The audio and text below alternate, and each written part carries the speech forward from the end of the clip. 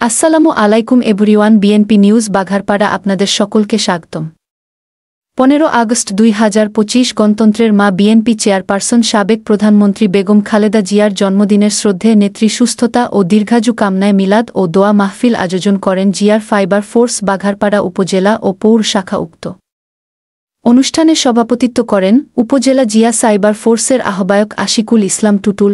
প্রধান অতিথি হিসেবে উপস্থিত ছিলেন যশোর জেলা ছাত্রদলের সহ সাধারণ সম্পাদক নাসিফ খান লিটন, উপজেলা জিয়া সাইবার ফোর্সের সদস্য সচিব শিমুল মৃধা, যুগ্ম আহ্বায়ক সাইদ শেখ, উজ্জ্বল হোসেন নীরব, মোক মামুন হোসেন, তাহের হোসেন, সোহানুর রহমান সোহান, হাবিবুর রহমান হাবিব, আহ্বায়ক কমিটির সদস্য সিরাজুল ইসলাম, হাবিবুর রহমান, রফিকুল ইসলাম, জিহাদ হোসেন, ছাত্রদল নেতা সাইমুন সিদ্দিকী, হাবিবুর রহমান, সোহান হোসেন প্রমুখ নেতৃবৃন্দ।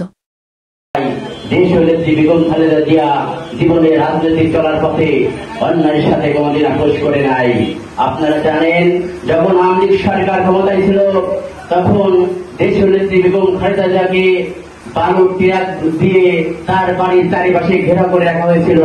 তিনি কিন্তু সেদিনকে বলেছিলেন যে আমাকে বালি ভর্তি টিরাক দিয়ে ঘিরে রেখে বাংলার মানুষকে দামিয়ে রাখা যাবে না। কিন্তু আওয়ামী লীগের আমলে আওয়ামী লীগের সরকারের সাথে আদর করে বিদেশে চিকিৎসা হতে যেতে পারতেন, কিন্তু আমাদের নেত্রী সেটাও করেননি। আমাদের নেত্রীকে যখন বেগম খালেদা জিয়াকে যখন ক্যান্টনমেন্ট ভবন থেকে বিনা কাপড়ে এই খুনি এই ফাঁসির শেখ হাসিনা সরকার বের করে দিয়েছিল, তখনও কিন্তু আমাদের নেত্রী আপোষ করেননি। এই জন্য